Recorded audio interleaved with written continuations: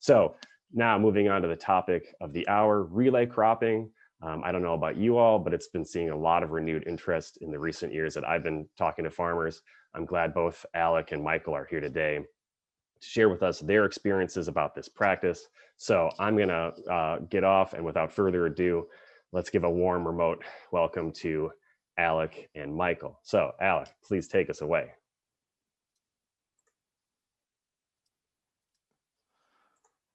Can you see my screen? Looks great. Great. I guess I want to get started by thanking PFI. This has been a really great conference so far, virtual conference. Definitely like the platform. It's been fun. But like you said, I'm Alec Amundson, farmer near Osage, Iowa. I farm with my wife and her brother and their dad and uncles. Raised two little girls, as well as corn and soybeans, and recently started growing small grains, including our relay crop. So I guess that's what I'm here to chat with you about today. We've grown rye for cover crop seed. So we've covered, we plant cover crops on all our acres for quite a few years, and plant grain into those cover crops. And so in 2018, we started growing our own rye just as a way to save a little money. And in 2019, my wife's brother, Adam, came to me and said, you know, people were trying this relay crop on, you saw it on Twitter, and wanted to give it a try as a way to make a little more profit on the rye acres. And so 2019, we tried it for the first time. This is, I guess, like Stefan said, our relay crop is, we plant cereal rye in the fall and then soybeans in the spring, with the intent to harvest both crops. And so that's, I guess, the definition of relay crop. There's some other terms that get thrown around. I've heard people call it different things, but I guess we call it relay cropping, and that's what we're doing. So I'm going to bounce between 2 years. So we've done it 2 years now. Both years were pretty similar. So I'm going to go kind of through the basics of both years, and then I'll get into the harvest detail. But we seed our rye with the air seeder you saw on the last slide. So in the fall of 2018, we got it in pretty late, October 23rd, which is kind of the end of the growing season for us. A little later than we wanted to seed it. We do plant that on 15-inch rows. Then the spring of 2019, we came back in with a soybean, 2.1 relative maturity soybean, on April 21st. We plant those in 30-inch rows, so there's 2 rye rows in between every soybean row. Similar in the fall of 2019, we seeded our rye on October 9th, a little heavier rate, still 15-inch rows. Getting closer to a date that we like to put it in, still would like to be earlier than that. And then in 2020, we planted a little earlier maturing soybean, and I'll get into why we did that, and just a little heavier rate on that. You can see where I'm planting down between the rows of the rye. This was 2019, or excuse me, spring of 2020, planting soybeans. Management on all our rye acres, whether it's relay or not, it's kind of the same. We get P&K down in the fall, and that's just our normal rate if we were going to a soybean crop. And then early spring, so usually around the first week of April, as soon as we can get out there, we put our nitrogen down. We're doing 40 to 45 pounds of nitrogen and a little ammonium thiosulfate to get some sulfur out there, as well as a plant growth regulator called Rise Up. And then we do a fungicide pass right at flag leaf. And there's no other passes, no herbicide pass or anything out here. So we just plant it and make a couple passes and come back and harvest. Couple pictures of, I guess on the last slide was soybeans just kind of starting to come up. This is a little later in the growing season. On the left, it's looking down one of the bean rows, and you can kind of see the rye is just fully headed out and starting to pollinate, and you can sort of see the beans down in there. And then the next two are just a little later in the growing season as the rye is starting to mature. You can see it kind of starting to change color, and just looking at the beans and height of them, it's a little hard to see, but there's a lot of flowers on them. They are getting a little leggy at this point. kind of spindly, just trying to grab some sunlight. So that brings us to harvest of 2019. I got a short video here. This was the first year we did it. We used just our draper head and kind of tipped it back, so the cutter bar was up, trying to push the soybeans down and just clip the heads of the rye off. We did leave a little bit of rye still standing down between the beans, but we didn't want to do too much damage to the soybeans themselves. So you can kind of see here, he's just getting up over top of it. The duals on the combine fit down between the bean rows just fine, but the back tires are a little wide, and so they kind of pulled the beans down in those rows, and they get tangled up in the rye, and they never really came back up. And you kind of see some of the rye here that was left. And I think I step over to one of the dual tracks and kind of see the beans that are pulled down. Like I said, there's no herbicide pass out here. There's a couple mare's tail coming up here or there, but for the most part, pretty weed free. Oh, well, there we go. So 2019 harvest results, our yield. So this was kind of an accidental trial. We ended up having some 30-inch soybeans planted next to our relay crop that we didn't really plan on. It was just kind of the way spring worked out. We normally drill all our beans. So we kind of had a partial trial, although not super scientific, but conventional rye, just shy of 40 bushels an acre on the rest of this field. Our relay rye was about 6 bushels less than that, and the beans in the relay just shy of 30, and our conventional beans were right around 55. And again, those beans were planted almost a month after the relay beans, so it wasn't a great test, just more of an idea of when you look at gross income per acre, how much we could possibly make off one or the other. And so I just kind of broke it down by price there. The only cost difference between the conventional rye and the relay crop is that the cost of soybean seed and the harvest pass and extra pass with the planter. And so cost-wise, very comparable to growing a conventional soybean crop. Again, you can see the weed control out there. There's hardly any weed pressure. There's a drown out spot in that bottom right picture where there's some button weeds coming. Other than that, the field is relatively clean. In 2020, so in 2019, we gained the attention of Iowa Soybean Association and a group called Multi-Cropping Iowa. And they wanted us to work with them on some replicated trials. So our relay crop field this year, we planted it all the same, but then I came back in and terminated some of the rye late. So it was it was all headed out end of May, early June. And then some of the rye strips we did not plant beans in. So we could compare the 3 practices across the field and get a better comparison. The other big change we did for 2020 was some friends that we've kind of bounced some ideas off, and they did some relay crop. Found this head for us to use from Lauren Steinlogge. It has been offset 15 inches so that the combine drives down the harvested row instead of on top of it. The thought here was to be able to get down in the beans, push the beans down a little bit, get down in the rye and pull it in and cut it a little better. We had to do a little work to it, kind of got it fine tuned, and it worked pretty good. And then when we went up to harvest the other guys' rye, we ended up there, they put tile tees on the snoots, which really helped a lot, pushing the beans down a little more. And I'll think there's a video on the next slide that'll kind of show that. So this is when we were harvesting. So you can kind of see how he's getting down in there, pushing the beans down, pulling that rye in. Definitely leaves a lot less rye in the field than just using the draper head, but it did kind of tear the beans up a little more. And that's why they ended up putting those tile tees on so they could kind of push those beans over and get down in there a little better. Another video, I was attempting to be a drone pilot of harvest, just to give it a little better aerial view. So you can see he's driving down between the rows, the head's offset to the side.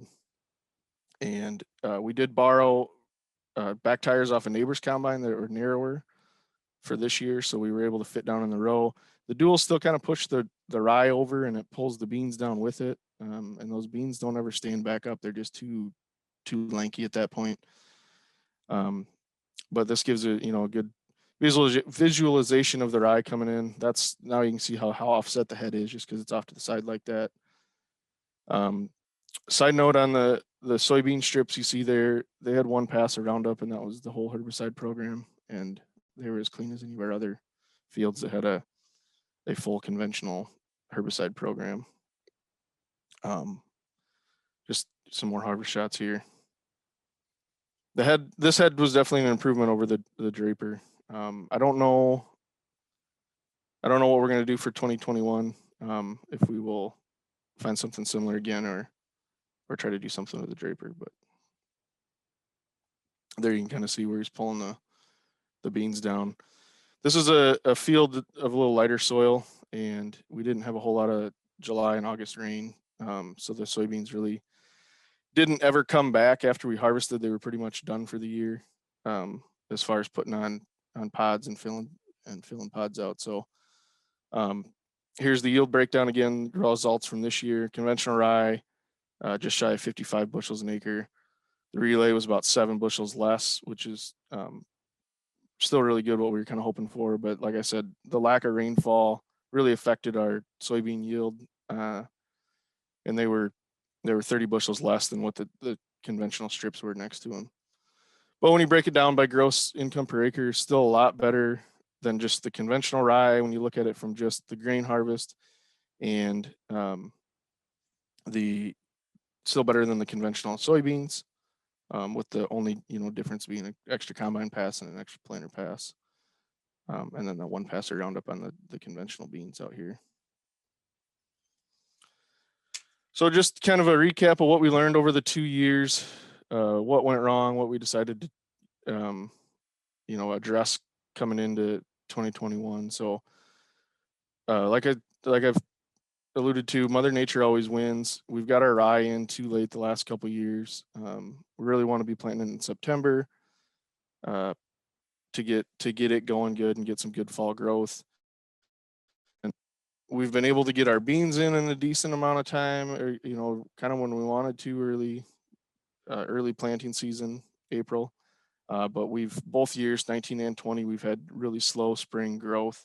They've kind of just sat there, stalled out. 2019, they got snowed on and it was cold. 2020, there was late frost that nipped a lot of beans in the area. Luckily, these were covered by rye, so they didn't get hit by frost, but definitely slowed the bean growth down, and then the rye thrives in that weather and takes off, and the soybeans don't have a chance to catch up. And then again, the lack of July and August moisture that we've had the last couple of years. By the time we harvest the rye, there's just nothing left for the soybeans, and they struggle to fill the pods out. A lot of small beans, a lot of aborted pods. Like I said, in 2020, we went to an early maturing soybean, thinking that perhaps that would give it a little more, or they would better utilize the sunlight early on in the growing season before the rye got too big. But I think it actually held us back. A later soybean would still be going, so we putting flowers on when we harvest the rye and maybe have a chance to fill pods better. With the great spring rye growth, like I said before, we've had too much competition between the soybeans and the rye for sunlight. They weren't growing up at the same time. The rye was really taking off, and then the beans were slow to catch up. Harvest methods, like I said, I don't know what we're going to do for next year. If we're going to try a row crop head again, or there's a company making little pads you can set on your draper head to kind of push the beans down and still use a normal head. And then the thing I didn't include in the cost or gross profit per acre on our rye only acres, we've been able to sell the straw for pretty good value. We've got a lot of neighbors that are really interested in getting the straw off our acres, and then we can come back in with a big robust cover crop after that to get some other species out there. Or we also have frost seeded clover, and then been able to sell the clover for a hay crop and, you know, likely be able to cut down on your nitrogen inputs the next year. So those are some other things we got to weigh out when we look at continuing to grow, or if we're going to, you know, continue to do this. This is just a video kind of staying on the edge of the strip. This is a couple days before we harvested, so you can kind of see the beans done in the rye there. Rye is fully mature and ready to go. So for 2021, big changes we made. Our neighbors, or our friends, Russ and Hayden Olson, that found the head, had built this cedar bar that they'd normally push in front of a tractor, and then they pull a strip till rig behind it to seed and strip at the same time. They came down and seeded our rye because it's spaced such that the bean rows will fit down in between a kind of a twin 10-inch rye row, or 10 or 12. We're going to do a little more nitrogen on all of our rye acres. Just to, we kind of had held back, worried about lodging. We haven't had any issues with that. I think we could pick up a little more yield that way, and it might also help the soybeans a little bit if they don't stall out when they switch over to putting on nodules.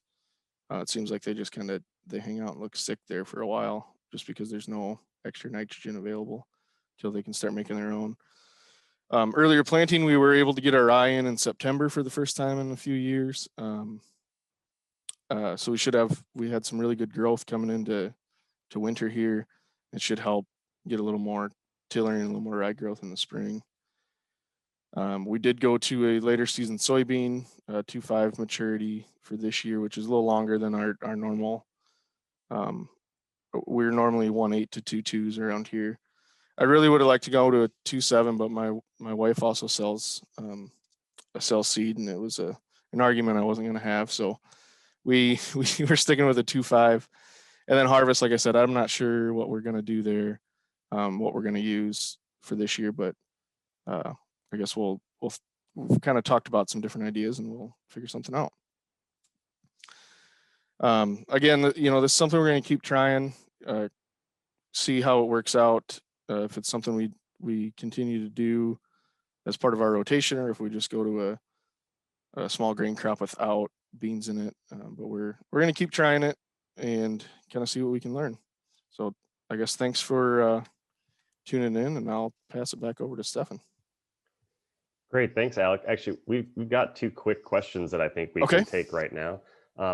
One came in about what stage is the rye when you're planting the beans into it? I know you've done this maybe 2-3 years, but on average. Yep. So it's pretty much just breaking dormancy when we get out there to plant it. So we're trying to get it before it starts to bolt and grow upward. So when it's still just either, you know, just breaking dormancy or in vegetative growth, and we're not breaking off any stems that would be growing upward to put a seed head on. Cool. And then a question about you're applying nitrogen in the spring. How are you applying that? And are you using dry or how does that work? Yeah, just over the top with a sprayer, spraying just 32% UAN.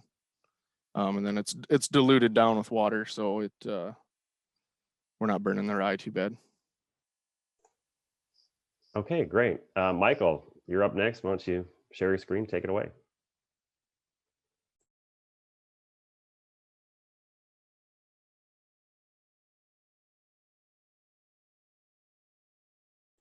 And then don't forget to unmute. Yeah, there we go. I had to get it to pop up. Okay. Oh, put it back. There we go. All right, now we're full screen. All right, thanks everybody for coming out. My name is Michael Vittetoe. Farm in Washington County, southeast part of the state. We're a multi-generation family farm. We run about 1,400 acres. Cash crops are primarily corn, soybeans, and rye. My dad and grandpa started no-tilling back in the 80s and kind of took that and rolled it into some cover crops back, I don't know, 10 years ago or so. And we're at the point now where we're almost 100% cover crops on all of our acres for 2021. Our cover crops that we use are primarily cereal rye. We're looking at using some other cereal grains, but right now, just for logistic purposes, in the fall, we are only using rye. But we're also playing with a couple diverse mixes. mostly for grazing purposes, as I started a grass-fed cattle herd. So a lot of that stuff like warm season mixes and various cool season mixes and whatnot are utilized for that enterprise. And then we also have confinement hogs that we have a couple finishers and get manure and whatnot to utilize throughout our operation. So I always like to throw in this this graph of Mount Stupid to kind of show where we're at on everything, because as everybody kind of knows, it's almost like the less that you know about something to a certain point, you have a very high confidence level and want to talk about it like crazy. And then all of a sudden you get a little bit more knowledge and you're like, actually, I didn't know a whole lot about that. So I don't know where I'm at. Maybe I'm up on Mount Stupid at this point still. Maybe I'm on the way up the slope of enlightenment. I don't really know where I'm at, but I'm definitely not up here at the top, up at the sustainability part of it with the relay cropping, as we only have 1 year under our belt. So one thing that got me to where we're at right now was paying a lot of attention to what other folks were doing that were trying relay cropping. So we wanted to maintain our soybean yield more so than focus on cereal yields.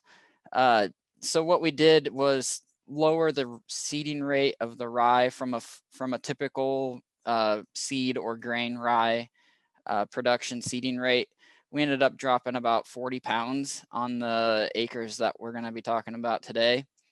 Soybean maturity, Alec kind of talked about this a little bit, where the shorter end of your maturity range, you're going to be flowering when you're in there pulling the rye off, and that can cause issues just from I think it stresses the plants, and then they don't really know what to do when they're at that point in their development and they get that fresh sunlight in there.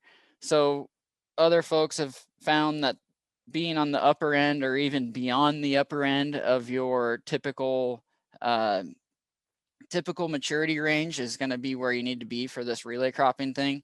So in Washington County, our typical range is probably 2.5 to 3.6, I would say. So I would recommend in our area like a 3.4 to a 3.8. We used a 3.8 this past year. In 21, we're going to be using a 3.6 as the game plan. And then as far as the cereal harvest goes, the less invasive you can be with the combine and other harvest equipment, the better. You know, Alec kind of talked about how the duals on the combine was pulling the rye down. We noticed that as well. So I've got some pictures here to show you guys kind of how this whole thing developed. So starting in October of 19, we drilled cereal rye, 40 pounds an acre, like I said earlier, on 10-inch twin rows on 30-inch centers. So this was getting no-tilled into corn stalks, and the 10-inch twins are straddling the corn stalks. So there's a rye row 5 inches either side of the corn stalks. And I say here, drill with the intent to relay crop, but these acres were actually not intended to be relay cropped in 2020. But it just so happened that they were some of our best looking, it was some of our best looking rye come springtime, and we decided to go for it and just see how it ended up. So here we are in March, March 24th. You can see it's not a perfect stand, but it's pretty good uniform coverage. You can see the twins straddling the corn stalks. Here we are in April. Filled out a lot there in that month between the end of March and middle of April. So there you can see what the rye plant looked like. If you look at the plant on the right, you can see how the stems are starting to elongate. That was a cue to me that it was time to get the planter in there and get the beans planted, because once that stuff transitions into vertical growth mode, it's off to the races, especially with the warmth that we were going to have in the next week beyond that. So 21st, we get the planter out, start planting the soybeans. You can see my dad riding on the toolbar. He didn't really, he was pretty excited about it. You know, we've been watching the other folks like Lauren Steinloggy and John Cutts and Jason Malk and all those guys relay cropping and wanting to try it for a while. So getting out there and getting started on it was pretty exciting. So one thing we were doing in addition to planting soybeans, was we were applying nitrogen with the planter. I've got another picture that'll show that setup, but we were putting down about 10 gallons of 32%, and we were dropping our beans at 130,000. So here's our nitrogen setup. It's kind of all splattery in that picture, but you can see we've just got totally tubulars off the back behind the closing wheels, and we just added a rubber hose that kind of had a little bit of a curve on it and shot it off to the side, almost like a Y drop for the rye, because we wanted to keep it away from the soybeans. Didn't want to have nitrogen right on top of those soybeans. It was being applied for the rye, not for the soybeans. So we figured if we can get it over there a little bit closer to the rye, then that would be the way to go. So here we are. This was a couple days after planting, April 23rd. You can see the rye's growing quite a bit here already. And then flash forward a month. So the beans now looks like they've got a bifoliate out, and they're just starting to get their first trifoliate out. The rye is fully headed and off to the races. So driving by this field from the road, you would never know that there's soybeans out there. It looks like it's just a rye field, but it was indeed planted. And a couple days later, there's yours truly standing out there in the rye field. We've got a full trifoliate out. You can just see how tall that rye is. It grew vertically even more than that by the time it was done growing. So I'm about 5'8" on a good day. So it's over 6 foot in that picture. So this, I should mention this, our relay program this year was part of a trial, the same trial with the Soybean Association and Multi-Crop Iowa as Alec's stuff was in 2020. So we had strips that we terminated the rye, similar to Alec, all throughout our relay field. So we had 120 foot strips that were terminated and 120 foot strips that were relay. We just terminated with Roundup to kill the rye. And one thing that we did do was, you can see at the top of the screen, the roller contraption that I built this summer. It's kind of just a in-row roller, I guess you could say, but built it out of just DMI crumbler baskets that I beefed up with some extra steel and whatnot. So that's how we got the rye to lay down. Otherwise, that rye was all just as tall as the relay stuff, 6 foot tall. I wanted to get it knocked down, get it out of the way so the beans could take over, and I think it did a good job of that. So here we are on June 30th. The rye is all pollinated. It's filling out grain, starting to get dried down. You can see where the beans are at. They were looking pretty good. Starting to get that to that point where they're starved for sunlight and starting to get a little bit leggy in those acres. So we knew that as soon as that rye was ready to harvest or harvestable, regardless, we needed to get in there and get after it. So here we are, July 10th. This was actually the day that we went in there and harvested it. You can see our strips throughout the field, rye, relay, no relay, relay, no relay, etc., all the way across. So here we are out harvesting. We ended up getting 32.5 bushels of rye off of this field on an average. One thing I would note about that yield was, due to the trial aspect of it and spraying a herbicide right next to these strips, we did have a little bit of drift where Roundup drifted into the relay strips. So our outside combine pass of all of our strips was quite a bit lower yield than what the stuff in the middle was, just because a little fart of Roundup on that rye when it's pollinating like that is going to just shut the production down on that head. So we had a yield hit from that. I think if we would have done the whole field, we would have been in the upper 30s, possibly even 40. I don't think that's out of question to get to that point. Here's another picture. You can see what the rye straw looks like behind the head. We didn't have any sickle guards or anything like that on this platform head. We were just running it manually up above the beans. tried to keep it as close to the beans as we could, but there was a lot of nodes being produced at the very tip of those bean plants, and I did not want to cut those off. So we figured we would leave a little bit of rye behind and keep it as close to the beans as we could, but you know, not injure the beans if we could help it, I suppose. So here's a video of the combine running. Cab windows are a little bit dirty. I wasn't planning on using it for a presentation, but you can see kind of what that looks like.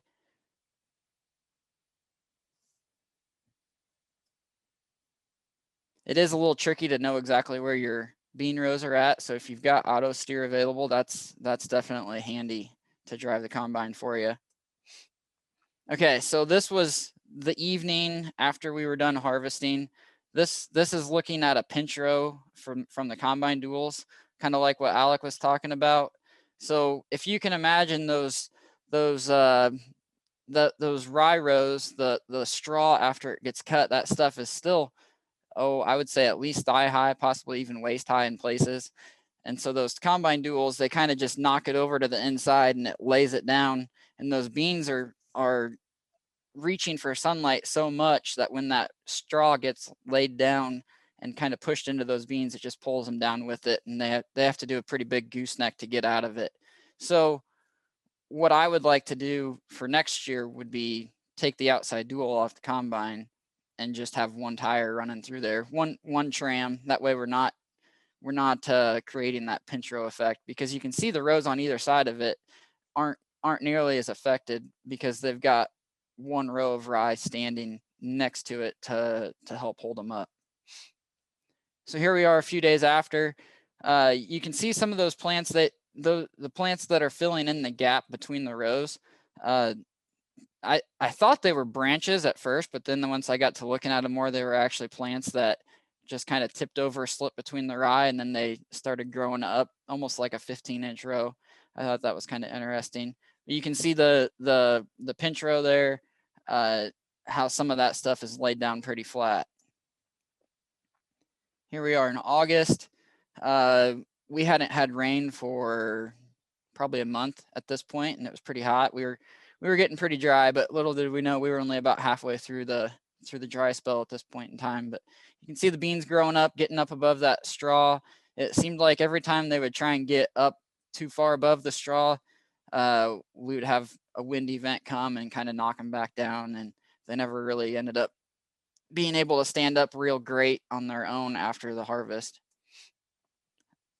Okay, here we are in September, cleaning the rye seed. That way we would have it ready to rock and roll with on the drill.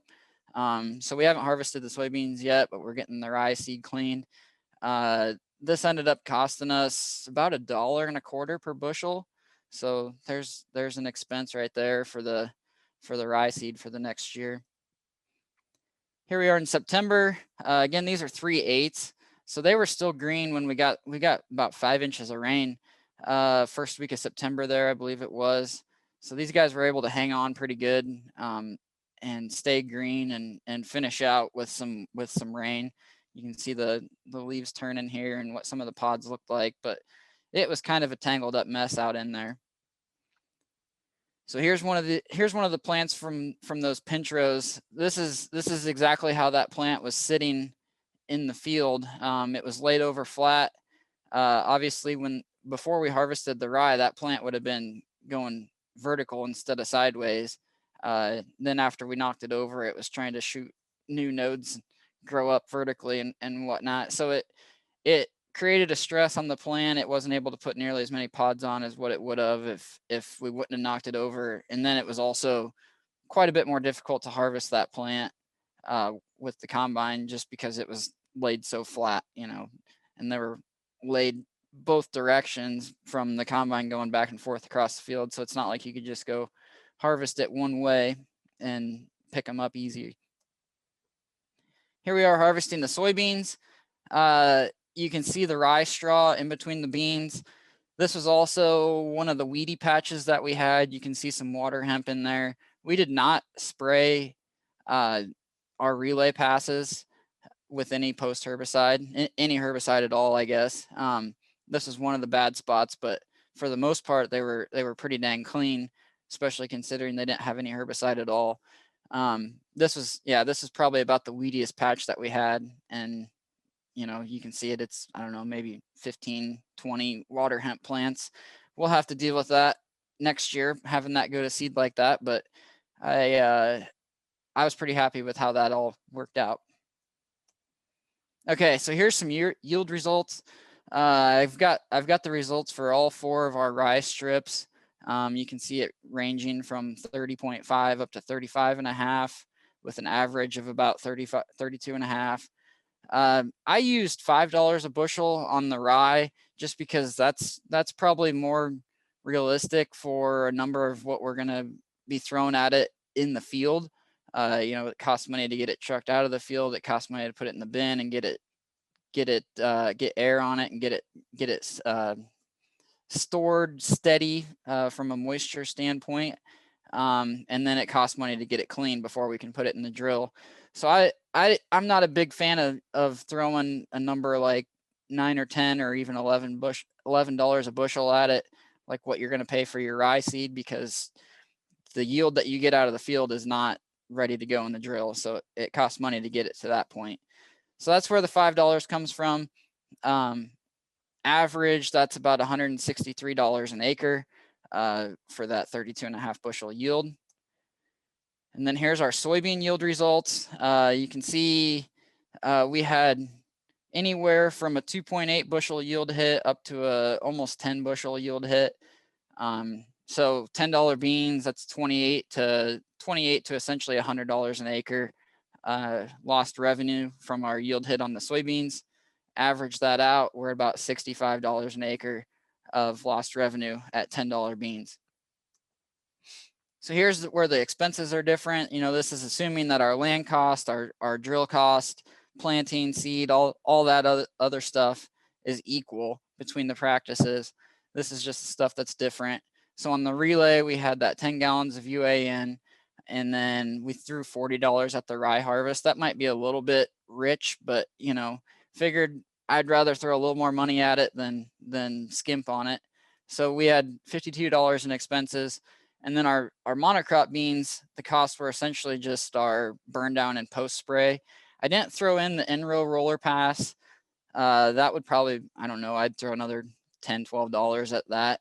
I don't have it accounted for in here because I don't think it's 100% necessary, but it is something that happened. So you can figure $30 to $40 on expenses on the monocrop that we don't have on the relay. So here's the profitability numbers. On the relay rye, we've got $163 of revenue, minus $52 for the expenses, and then minus $65 for the soybean yield hit, and we're at $46 positive. On the monocrop, we do not have the rye revenue. We have the $30 of expenses, and then we do not have the soybean yield hit. So we're at negative 30. That's a $76 difference. So $76 an acre, more profitable for this relay program than our monocrop beans. Now, if you go look at what cash bids are right now for soybeans, right around $14. You know, they're down a little bit this week, but we'll go ahead and use a number of 14. So that makes our yield hit for the beans $91 an acre, and the relay still wins by $50. So even in high commodity prices, this relay program is still more profitable from what we learned in our trial this year. So some ideas for the future. Lowering soybean population, I think, is something that we can do to help give each plant a little better access to sunlight and hopefully a little bit more stability as far as a standability point goes, if that makes any sense at all. Maybe not. I'm not a soybean expert at all, so maybe I'm completely off my rocker on that one. Soybean row spacing, I think if we went to a wider tramline type setup to allow for the combine traffic, that would be beneficial. Just that way we're not knocking those beans down, because I believe that's where a big chunk of our yield hit is coming from, is that damage from the combine. in those pinch rows. So if we can eliminate that, I think that would be beneficial. And I think you could even take it a step further and widen kind of everything out. I know Jason Malk over in Indiana has been doing a lot of this with twin 20s on 60-inch centers. So you essentially still have the same number of rows as you do in a 30-inch row setup, but you've got a 40-inch gap that your small grains is growing in, and then you've got your 20-inch beans right next to each other that they're growing in. I think something like that would be beneficial in our scenario to just allow more sunlight and help with standability and all that fun stuff. So on the cereal harvest, I think if we cut the rye a little bit lower, if we used some sickle guards, Alec was talking about that would be helpful. And that would help with not only the damage from the duals and all that type of stuff, but also it's going to allow more sunlight down into those lower nodes of the bean plants and help trigger more pod production and flowering and whatnot down lower in the plant instead of just relying on the very top stuff. So those are some ideas for the future. And that's all I have for my slides. So any questions, I'd be happy to take them. Just this picture is kind of a funny one. This is from back in October. We got some snow and I was out drilling and just kind of kept on drilling. It was just kind of a 2020 thing, I guess. Drill rye in the snow and get after it. So with that, I'll turn it back over to Stefan. Great, thanks. Thanks, Michael, and thanks, Alec. Really great stuff. And we've got time for about 15, 16 minutes of questions. And so let's get after it. Both of you mentioned using in-season nitrogen. And so Arlen had a question about, are you concerned with lodging of your rye when applying nitrogen in the spring, just before it's starting to come out of dormancy? We haven't had an issue. Our rye doesn't get 6-7 feet tall. We've hardly ever got it like, chest high. So we haven't had issues with lodging, putting rye on in season like that, or putting nitrogen on the rye, excuse me. I think it's something definitely to pay attention to. I wouldn't recommend going out and putting 150 pounds of nitrogen out by any stretch of the imagination. But I think it is good to put something out. I think 10 gallons of 32% is probably in that same ballpark that Alec is at with, 40, 45 pounds. You kind of go in that ballpark, and that's all that rye really needs to get the grain produced on it. So I think that type of a number is safe. If you try pushing it through the roof, you're going to probably start having big problems with it. Great, and maybe a somewhat related question to some degree. There's a question, thoughts on why you're using rye and why not maybe winter wheat or winter barley. And the reason I say it's related is obviously wheat has been bred to stay shorter. But why are you guys using rye and maybe not another winter cereal?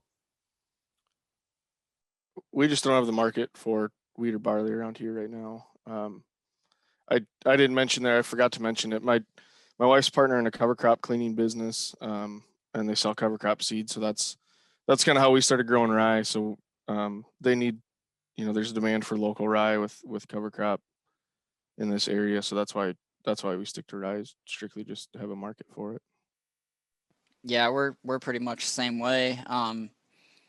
This year we just grew enough. We had about 25 acres, which covered almost everything that we needed to put our own cover crop in this fall. So, it's a market thing first and foremost. We were our own market for 2020. Moving forward, obviously if we're going to grow more than about 25 acres, we're going to have to find a market for that. I think the market for rye seed is definitely there in Iowa, especially in Washington County. There's a lot of guys that are putting rye on. So there's a high demand for it in our area, more so than wheat, I believe. Wheat is an option. Obviously, you can grow wheat, you can take it and sell it a few places. It's difficult to get rid of it in our area for sure. So that's a concern. But wheat can be used for a cover crop as well. So you can utilize it that way, just the same as rye. Another thing that I was looking at is possibly doing some triticale and running triticale on our acres ahead of corn. I've seen it be a little bit less aggressive towards the corn from a nitrogen tie-up standpoint, and when the corn's getting going, it seems to just get going a little bit better behind triticale, but I've only got about 10 acres of experience with that, so I don't want to put all my eggs in that basket at this point.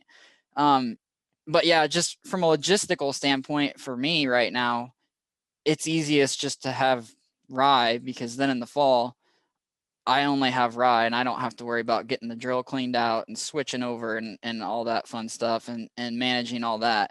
All I have to do is just potentially play with my rate a little bit on the drill, whether I'm going into soybean stubble or corn stalks. And that's not a hard thing to do. Whereas getting it cleaned all the way out and switched over can be a pain in the butt.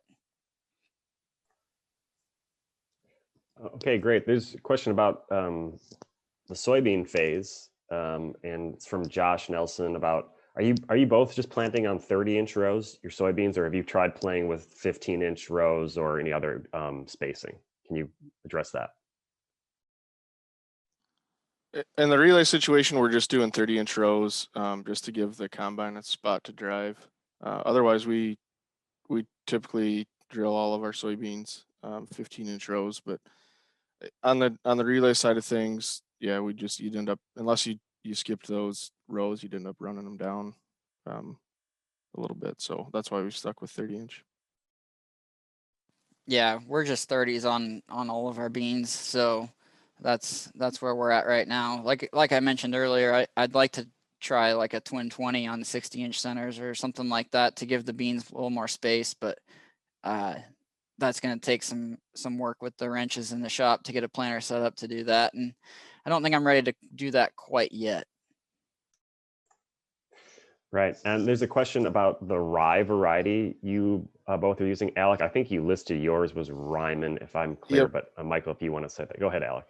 Yeah, we're using Ryman. That's just what the local market demand is for cover crop. That's what they clean and resell. So that's why we grow Ryman. Ours was just a VNS. Like I said, the acres that we relayed this last year, when I drilled that rye, I was not actually intending on relaying it, but it was set up kind of on purpose to be able to relay it if that's the way it ended up shaking out. But it was just a VNS, you know, whatever was in at the local seed dealer, you know, that's what was in there. I think that's okay if you're just growing seed for yourself. If you're going to start growing seed and selling it to other folks, I think you need to have a non-protected variety and kind of know exactly what you have just from a legality standpoint. That way you're not stepping on anybody's toes and whatnot, whether you're intending to do it or not. I think it's something that needs to be paid attention to. Right on. Question about how did you find the rye seed quality or any issues with disease management in the, Michael, you kind of touched on this, maybe a little bit how you valued that rye seed, but maybe if you want to touch more on how's the quality, maybe the germination that you got out of it, and was there any disease issues that you saw? Yeah, so the germ side, we ended up germing 82%, and that number was, that sample was non-cleaned rye. So when we ran it through the cleaner, obviously we tried to set the cleaner to blow as much of the light stuff out, which will raise your germ level up. And you know, but when I took the sample to send it off, that was before we got it cleaned. So 82% out of the field, I was happy with that. You know, I've heard of nightmares 30% and stuff like that. So when we got that 82% number, I was happy, and you know, I can go out and look at the fields that I drilled the rye in, and you know, it's not like it's a patchy mess. It's all there, you know, just like it's always looked, I guess. From a disease standpoint, we didn't do any fungicide. We didn't do any of that stuff. I think in my mind, because when I decided to do this, I was like, okay, I kind of want to treat this as a little bit of a breeding program and try and try and breed up a variety to be able to grow here in Iowa without having to use fungicide and all the other band-aids that we need to prop stuff up. Because I don't want to have to do that. I don't want to go out and drive the sprayer through the rye just to spray fungicide and all that stuff. So we didn't do anything right, wrong, or indifferent. There was definitely some diseases on the heads and whatnot. I don't know anything about cereal grains and diseases and all that stuff. I was texting Theo Gunther a bunch of pictures of it and whatnot, and we were both just like, we'd have no idea, you know. So, but there was definitely some stuff there. But like I said, you know, we still got our 82% germ and got 32.5 bushels out of it, and it ended up working out just fine. I guess we didn't keep our relay acres separate to compare germ or grain quality between the two, but overall our germ quality is we were in the 90s, really high. And this is the second year we really sprayed fungicide. I think that made a big difference for us. Our first year growing rye, the combine was just black when we were done from fungus in the grain, and the grain quality wasn't there. We've struggled with germ in the past. So for us, maybe fungicide isn't the best thing, but when we're selling, you know, what the extra we grow when we're selling it, we don't want to get docked for low germ or poor grain quality. It really helps with clean out too. We've had pretty clean sample. You don't get a lot of the smalls and splits and stuff too. So. Great. Well, Tom Wind is asking how you guys think this system benefits soil health on your farms. Can you comment on that?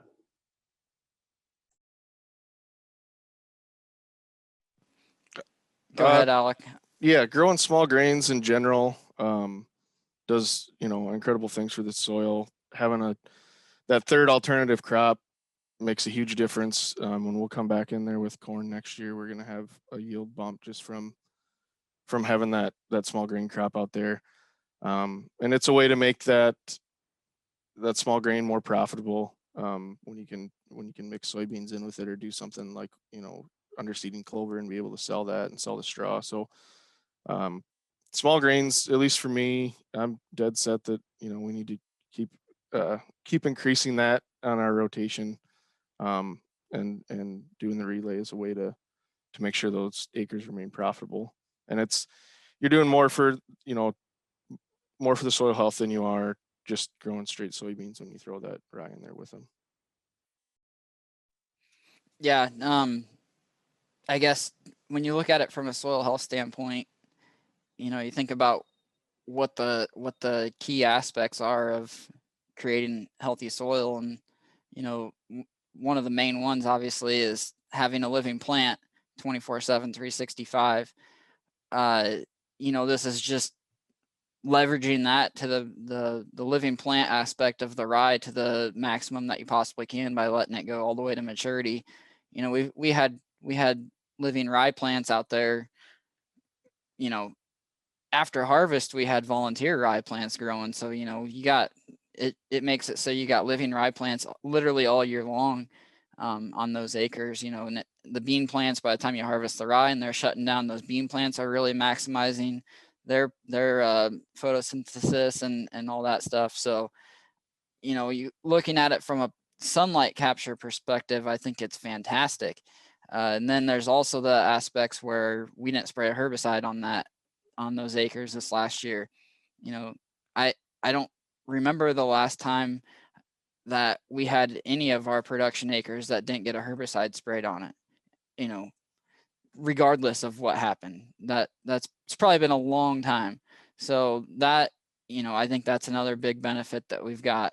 You know, the lack of chemical applications on those acres is a big deal, I think.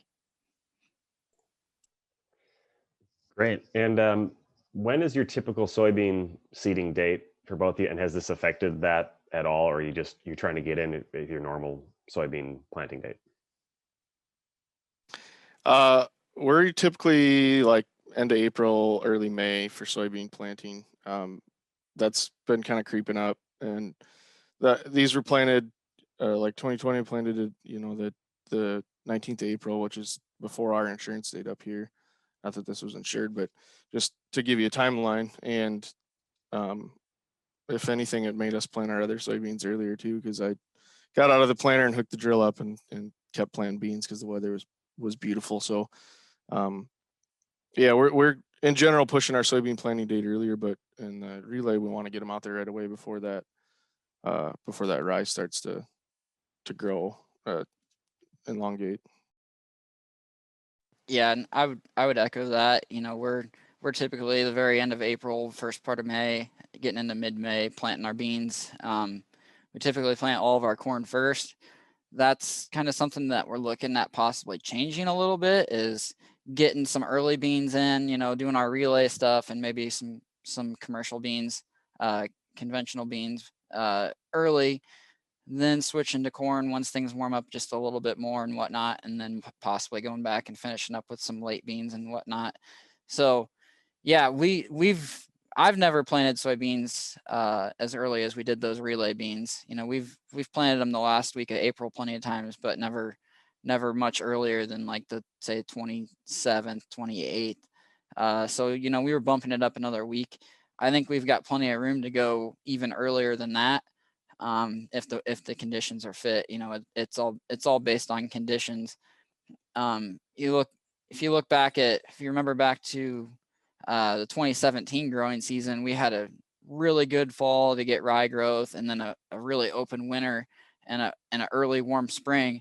That rye was starting to elongate and whatnot in last week of March, you know, so we would have wanted to have those beans planted at that point in time. You know, if we would have waited till the 20s of April, we would have been doing a lot of damage to that rye when we were planting the beans. So it's something that's going to vary every year, but you know, you want to try and get them in before that rye starts growing vertical. So. Okay, I got time for this one last question. We got to make it quick. Asking about any other fertilizer you're supplementing other than UAN, any P or K that is different than your normal application? We put some P and K out in the fall, just what we would have normally done had that been on a standard corn soybean rotation, just to keep with our program.